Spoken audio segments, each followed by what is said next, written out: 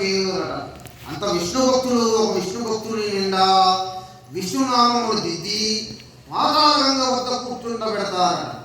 ఉదకము వారి స్వాధీనం కాకుండా వెనక్కి వెళ్ళిపోతుందట పాతాళగంగమ్మ.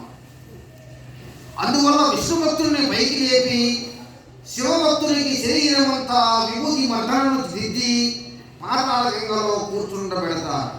అంతటా ఆ నీరు కలవలలాడి ఓంకార శబ్దంతో ఓం ఓం ఓం అంటూ నది నగములు తీరములు సముద్రములు ఉప్పొంగి ఒక్క జాము కాలంలో అండపెండ బ్రహ్మాండముందలి సమస్త జలమును మానవుల శరీరంలోనే ఉన్నటువంటి రక్తము పూర్తిగా ఇంకిపోవునట. నా భక్తులైన వారు భక్తులై నిలబడతారట. మానవ శరీరంలో ఉన్న రక్తము అంతయు ఇంకిపోతే మానవులు జీవించి ఉంటారా?